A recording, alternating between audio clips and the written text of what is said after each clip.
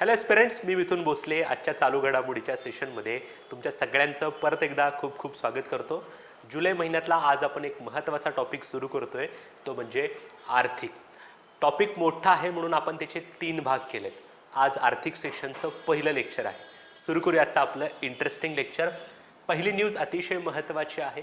रासायनिक खतांना पर्याय म्हणून इतर खतांना प्रोत्साहन देण्यासाठी त्या ठिकाणी गव्हर्नमेंटने एक महत्त्वाची योजना त्या ठिकाणी सुरू केलेली आहे.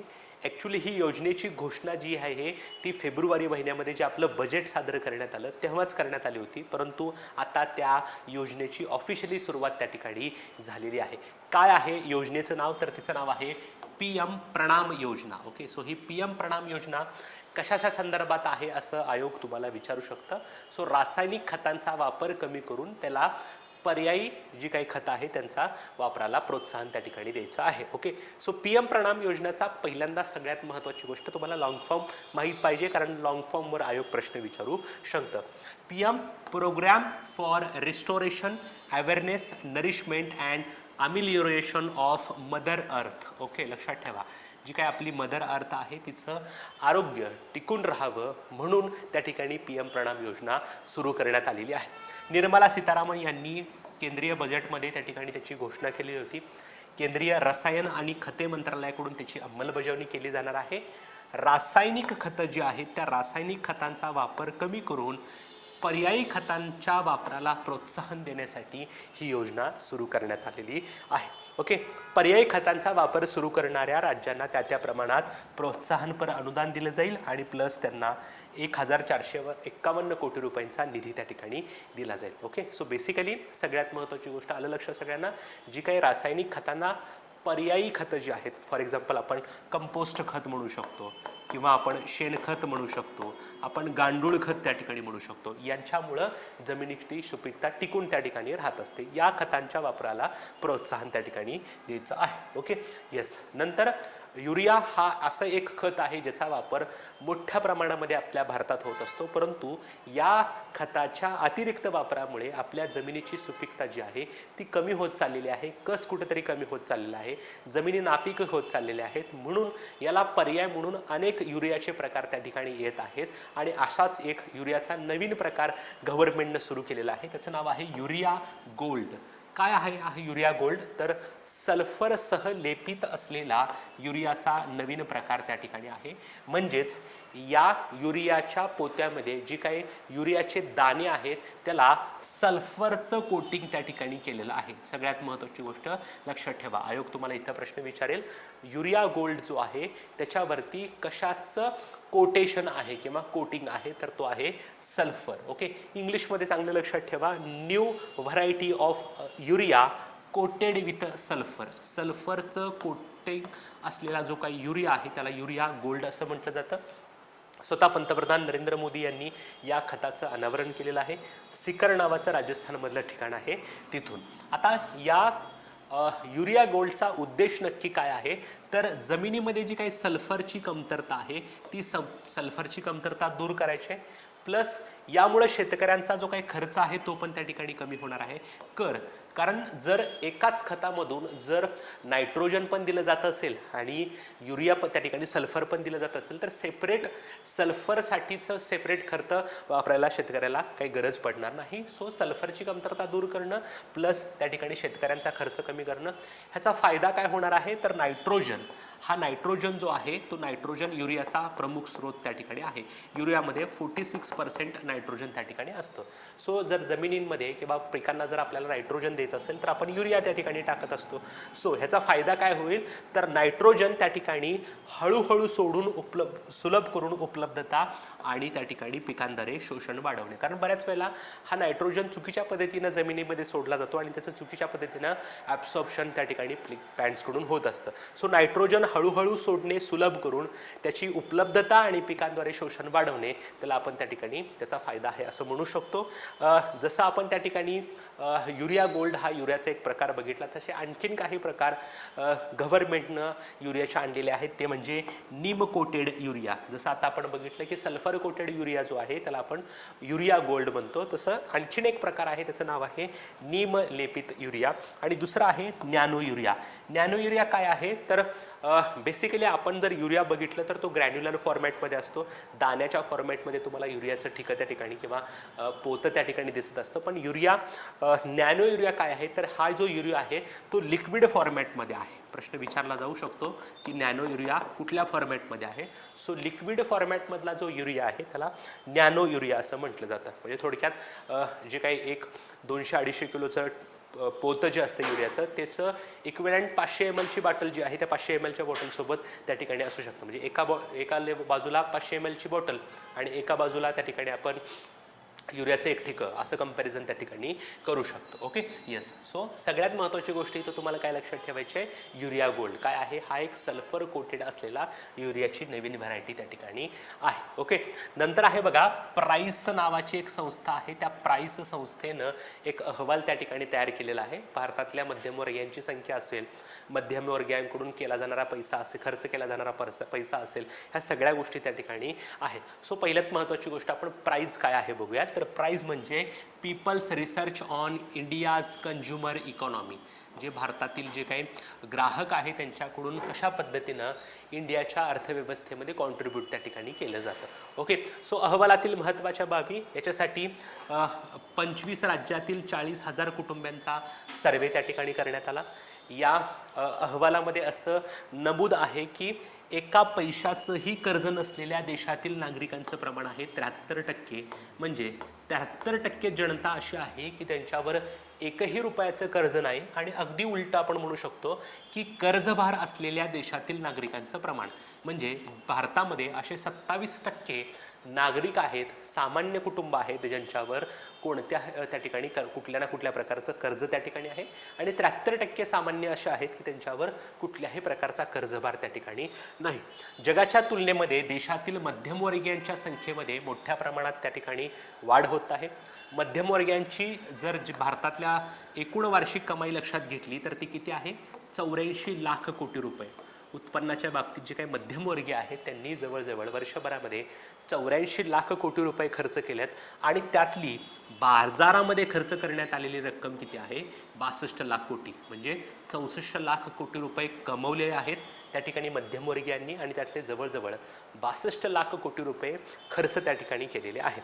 देशामध्ये जी काही एकूण कर्ज घेण्यात आलेली आहे त्या एकूण कर्जापैकी 38% कर्ज ही शेतीसाठी त्या ठिकाणी घेण्यात आलेली आहे.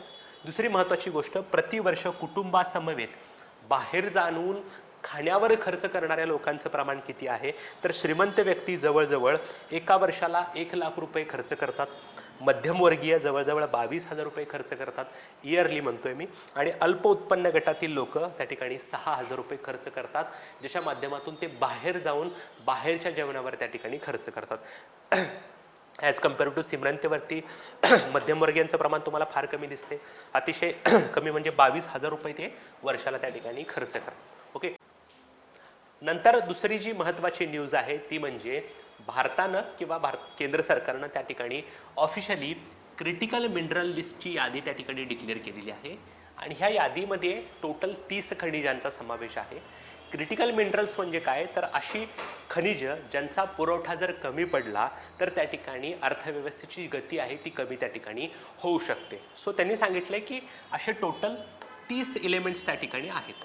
साधा सिंपल आयोग प्रश्न विचारू शकतं की केंद्र सरकारनं जी काही गंभीर खनिजांची किंवा क्रिटिकल मिनरल्सची यादी जी काही अधिकृतपणे प्रसिद्ध केलेली आहे त्याच्यामध्ये टोटल किती एलिमेंट्स आहेत तर त्याच्यामध्ये टोटल 30 एलिमेंट्स त्या ठिकाणी आहेत. केंद्र सरकारच्या वतीनं केंद्रीय खाण मंत्रालयानं अशा प्रकारची क्रिटिकल मिनरल लिस्टची यादी त्या ठिकाणी तयार केलेली आहे. तुमच्या नोट्समध्ये मी टोटल 30 खनिजांची यादी त्या ठिकाणी दिलेली आहे. त्यातले अतिशय महत्त्वाचे मी तुम्हाला सांगतो की कुठले आहेत. अँटीमनी, बेरिलियम, बिस्मथ, कोबाल्ट, तांबे.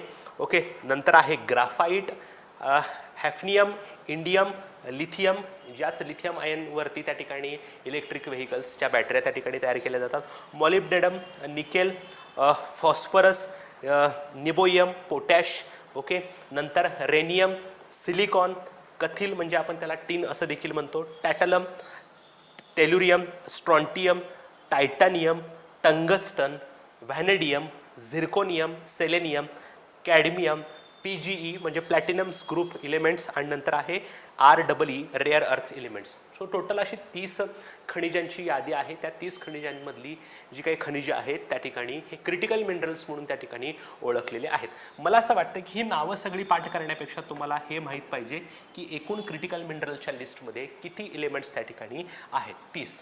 ओके, सो हे एक इन्फोग्राफिक्स आहे. त्या इन्फोग्राफिक्समध्ये इथं लिहिले बघा 30 क्रिटिकल मिनरल्स आहेत. त्याच्यामध्ये हेवी मेटल्स काही आहेत, त्याच्यामध्ये लिथियम, कोबाल्ट, निकेल, व्हॅनेडियम, निबोयम अशा काही एलिमेंट्सचा समावेश त्या ठिकाणी आहे. ओके, देशाच्या आर्थिक वाढीसाठी, तांत्रिक प्रगतीसाठी आणि निव्वळ शून्य कार्बन उत्सर्जन आपण जे टार्गेट ठेवलेलं आहे त्याचा पाठपुरावा करण्यासाठी त्या ठिकाणी अतिशय महत्त्वाची असलेली खनिजे त्या ठिकाणी आहेत. या क्रिटिकल मिनरल लिस्टमध्ये 30 खनिजांची यादी तयार करण्याचा उद्देश काय आहे, तर आपलं या खनिजांवरचं जे काय आयात अवलंबित्व आहे, आपण ह्याच्यावर डिपेंडंट आहे आयातीवरती, आपण मोठ्या प्रमाणात ही खनिजे आहे आयात करतोय, त्याच्यावरचं अवलंबित्व कमी करणं, नंतर पुरवठा साखळीतील लवचिकता वाढवणं म्हणजे इलॅस्टिसिटी वाढवणं, मोठ्या प्रमाणात पुरवठा करणं, कमी पडू न याला असं त्याला म्हणू शकतो, आणि या सगळ्यांच्या बाबतीत आत्मनिर्भर भारत दृष्टीला त्या ठिकाणी समर्थन देणं असू दे.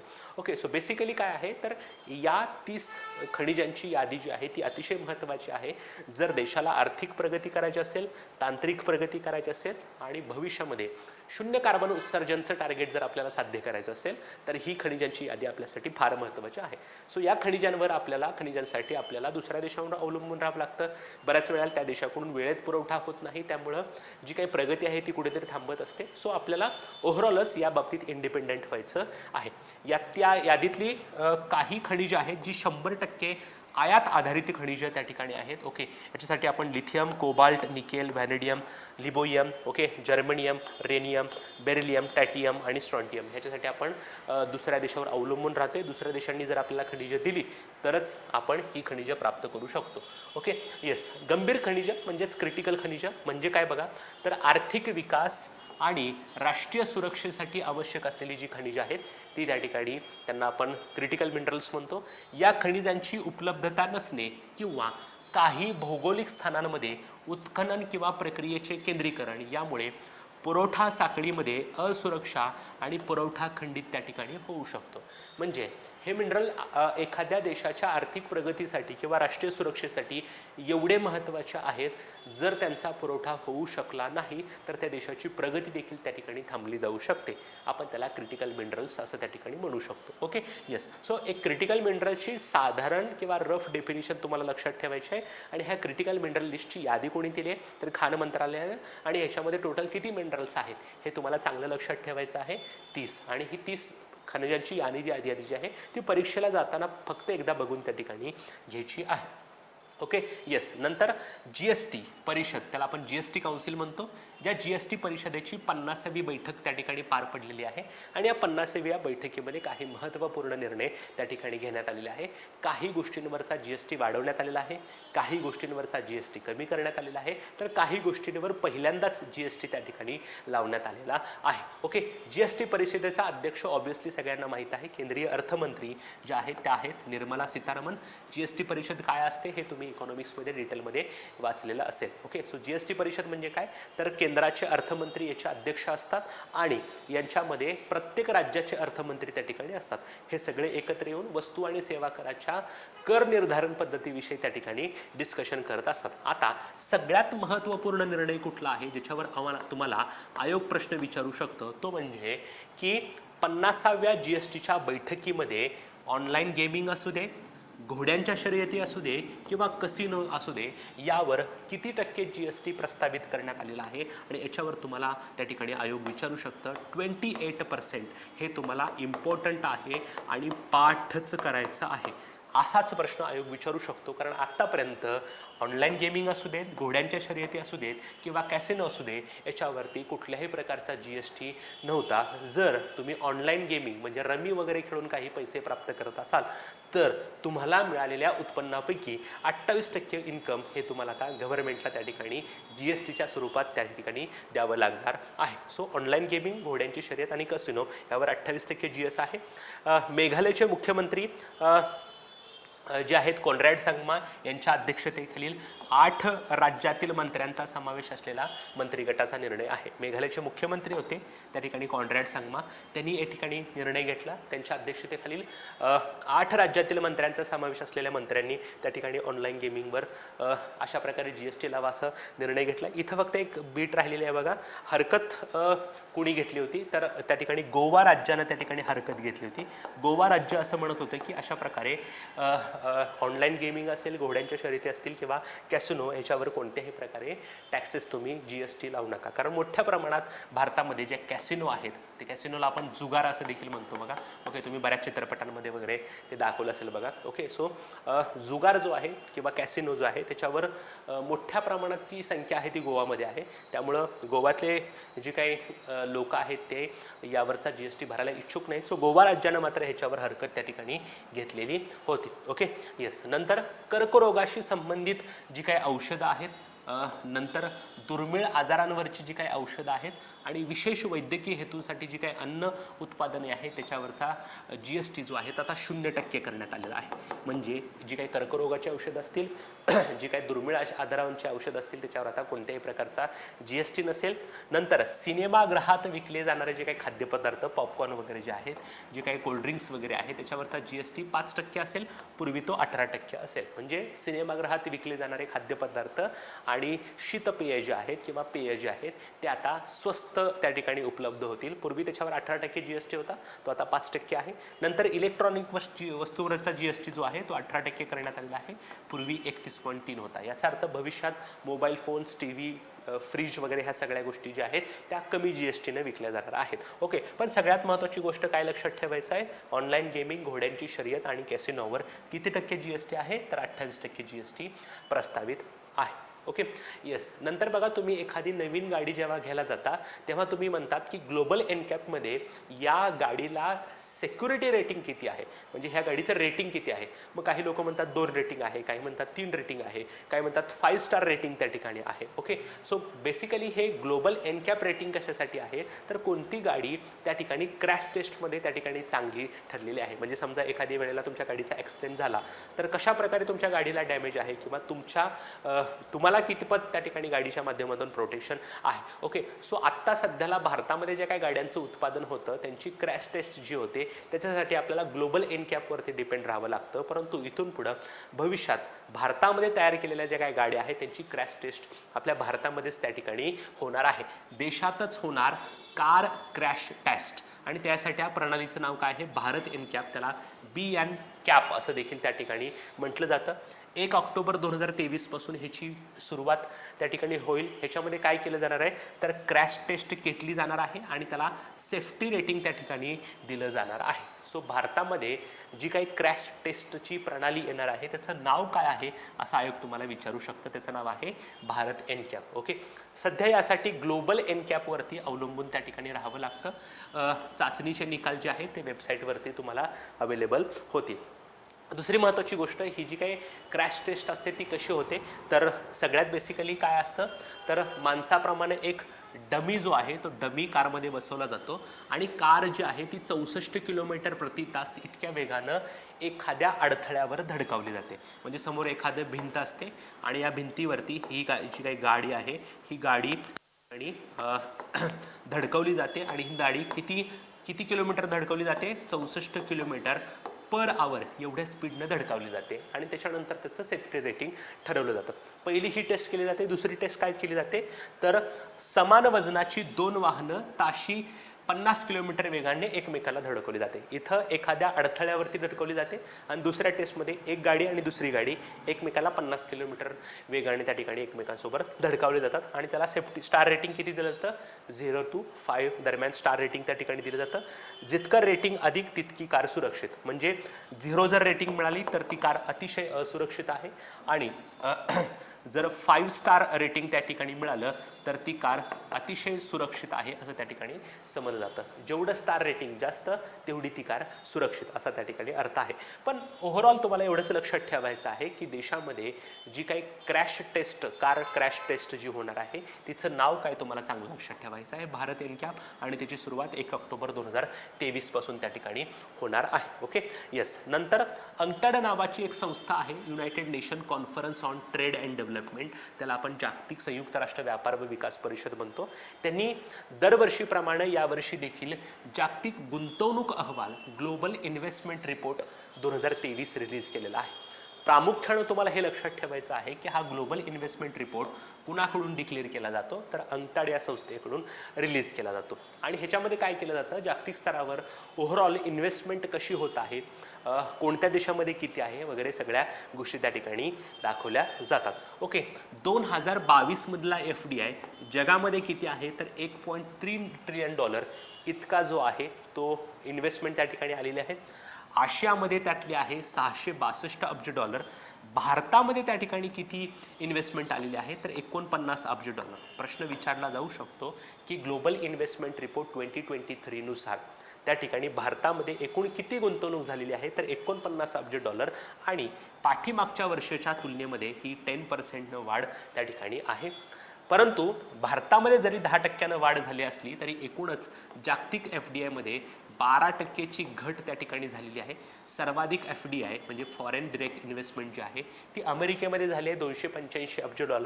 भारतामध्ये आहे 49, त्याच्या तुलनेमध्ये अमेरिकेमध्ये किती आहे बघा, 285 अब्ज. FDI साठी सर्वात लवचिक रेझिलेंट ठिकाणं कुठली आहेत, तर ते आहे भारत आणि आशियान. लवचिक ठिकाणं म्हणजे काय, तर कोणतीही परिस्थिती आली तरी तिथला FDI इन्फ्लो जो आहे तो कमी झालेला नाही, तर कंटिन्युअसली FDI होतोच आहे. म्हणजे फॉर एक्झाम्पल पूर आला, कोविड सारखी महामारी आली तरी याच्यावर काही फरक पडला नाही, कंटिन्युअसली त्या क्षेत्रामध्ये त्या ठिकाणी FDI ची इन्व्हेस्टमेंट त्या ठिकाणी होत आहे. सो भारत आणि आशियान अशी 2 क्षेत्र आहेत किंवा 2 ठिकाणं आहेत जिथं ही FDI साठी सर्वात लवचिक म्हणजे रेझिलेंट त्या ठिकाणी ठरलेली आहेत. चीनमधील FDI मध्ये देखील 5% वाढ झालेली आहे. आता इथं चीनमधील वाढ लक्षात ठेवायची नाही, फक्त एवढंच लक्षात ठेवायचं भारताची वाढ किती आहे, इंडियाची वाढ आपण मगाशी बघितलं ती आहे 10%, आणि चायनाची वाढ किती आहे, तर चायनाची आहे 5%. मग आयोग असा प्रश्न विचारू शकतं की चायनाच्या दुप्पट भारतामध्ये त्या ठिकाणी FDI ची इन्व्हेस्टमेंट आलेली आहे. अगदी बरोबर आहे, किंवा चायनापेक्षा भारताच्या FDI मध्ये त्या ठिकाणी वाढ त्या ठिकाणी जास्त आहे, वाढ जास्त आहे. ओव्हरऑल इन्व्हेस्टमेंट चायनामध्ये जास्त आहे, परंतु गतवर्षीच्या तुलनेत जर वाढ बघायची असेल तर वाढ कुठं आहे, आपल्या भारतामध्ये त्या ठिकाणी ती वाढ जास्त आहे. Okay, yes. नंतर भारतातलं एक फार मोठं मर्जर आपण त्या ठिकाणी बघणार आहोत. हे एवढं मोठं मर्जर आहे की ही बँक जी आहे ती जगामधली 4थ्या क्रमांकाची सर्वात मौल्यवान बँक ठरली आहे, प्लस भारतातली सर्वात मोठी मौल्यवान बँक त्या ठिकाणी ठरलेली आहे. HDFC नावाची संस्था होती, ती संस्था HDFC बँकेमध्ये विलीन झालेली आहे. त्यामुळं इथून पुढं HDFC नावाची संस्था नसेल तर HDFC नावाची बँकच त्या ठिकाणी असेल. ओके, सो HDFCचं विलिनीकरण त्या ठिकाणी झालेलं आहे. प्रश्न विचारला जाऊ शकतो. इथं आम्ही इन्फोग्राफिक टाकले बघा, इथे HDFC बँक, HDFC दिसते तुम्हाला रेड कलरमध्ये, आणि हे आहे HDFC बँक. ह्या दोघांचं त्या ठिकाणी मर्जर झालेलं आहे, त्यामुळं आता ही संस्था HDFC बँक याच नावानं त्या ठिकाणी ओळखली जाईल. 4 एप्रिल 2022 म्हणजे मागच्या वर्षी या मर्जरची किंवा विलिनीकरणाची घोषणा त्या ठिकाणी झाली होती, परंतु अंमलबजावणी सुरू झालेली आहे 1 जुलै 2023ला. आयोग तुम्हाला प्रश्न विचारू शकतं की HDFCचं विलिनीकरण नक्की कोणत्या दिवशी झालं, 1 जुलैला. आता ह्या HDFCच्या विलिनीकरणामध्ये कोणकोणत्या 2 महत्त्वाच्या कंपन्या संबंधित आहेत, तर एक आहे HDFC बँक आणि दुसरा आहे HDFC नावाची संस्था. नावात दोन्हीकडे जरी HDFC असलं तरी ही एक संस्था होती आणि ही एक बँक आहे.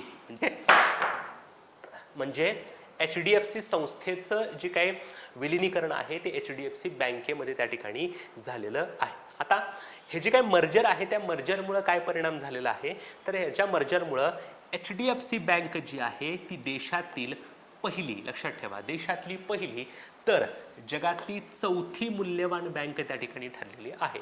आणि इथं तुम्हाला आयोग प्रश्न विचारू शकतं की HDFCच्या विलिनीकरणानंतर HDFC ही देशातली कितवी आणि जगातली कितवी मूल्यवान बँक त्या ठिकाणी ठरलेली आहे? देशातली आहे पहिली, जगातली आहे चौथ्या क्रमांकाची त्या ठिकाणी बँक. ओके, हिचं मूल्य किती आहे मग? 14.74 लाख कोटी इतकं आहे. HDFC समूहाच्या ग्राहक संख्या किती आहे? 12 कोटी, जी जर्मनीच्या एकूण लोकसंख्येपेक्षा पण अधिक त्या ठिकाणी आहे. याचे अध्यक्ष कोण आहेत? तर अतनू चक्रवर्ती त्या ठिकाणी आहेत. 1985च्या बॅचचे गुजरात तुकडीचे त्या ठिकाणी कॅडरचे IAS अधिकारी आहेत आणि माजी व्यवहार सचिव देखील त्या ठिकाणी आहेत. सो माहिती असू द्या, अतनू चक्रवर्ती हे HDFCचे कोण आहेत? सध्याला प्रमुख आहेत. ओके, HDFC म्हणजे काय? Housing development finance corporation limited. म्हणजे काय? तर देशातली ही सर्वात मोठी गृहनिर्माण वित्त कंपनी होते. म्हणजे एखाद्या बिल्डर्सला जर मोठ्या प्रमाणात एखादी सोसायटी स्थापन करायची आहे किंवा बिल्डिंग बांधायची आहे, तर तो कर्ज घेण्यासाठी कोणाकडे येत होता? त्या ठिकाणी HDFC कडे त्या ठिकाणी येत होता. सो बेसिकली HDFC ही संस्था काय करत होती? तर फक्त हाऊसिंगसाठी फायनान्स त्या ठिकाणी करत होती. म्हणून आहे बघा, housing development finance corporation limited. 1977 मध्ये या कंपनीची स्थापना झाली. मुख्यालय मुंबई येथे आहे. देशातली सर्वात मोठी हाऊसिंग फायनान्स कंपनी त्या ठिकाणी आहे. म्हणजे XYZ व्यक्तीला जर मोठी बिल्डिंग बांधायची आहे, सोसायटी बांधायची आहे, तर हा XYZ व्यक्ती HDFC कडे यायचा आणि काय मागायचा? लोन मागायचा. आणि ही फक्त HDFC बँक फक्त गृह बांधणीसाठीच कर्ज पुरवठा त्या ठिकाणी करायचे. एखादं सिंगल घर बांधायचं असेल तर कर्ज पुरवठा त्या ठिकाणी होत नव्हता. 46 वर्षानंतर म्हणजे स्थापनेनंतर पहिल्यांदाच या HDFCचं अध्यक्षपद सोडणारी व्यक्ती कोण आहे? दीपक पारेख. दीपक पारेख यांनी फायनली आता या संस्थेचं अध्यक्षपद सोडलेलं आहे, कारण ही HDFC संस्था आता HDFC बँकेमध्ये विलीन करण्यात आलेली आहे. HDFC बँक काय प्रकार आहे मग? HDFCची उपकंपनी म्हणून 1994 मध्ये समाविष्ट करण्यात आली. 1977ला HDFCची स्थापना झाली. त्याच्यानंतर 1994 मध्ये याच HDFCची उपकंपनी म्हणून त्या ठिकाणी HDFC बँकेची स्थापना त्या ठिकाणी झाली होती. या संस्थेचं मुख्यालय किंवा बँकेचं मुख्यालय पण मुंबई याच ठिकाणी आहे. ओके, जगातील सर्वात मूल्यवान बँका, त्यातलं तुम्हाला पहिलं त्या ठिकाणी चांगलं माहीत पाहिजे. 1 नंबरची जगातली मूल्यवान बँक आहे JP मॉर्गन चेस, जी त्या ठिकाणी अमेरिकेतली आहे. 74.17 लाख कोटी इतकं त्याचं मूल्य आहे. नंतर आहे ICBC, industrial and commercial bank of China.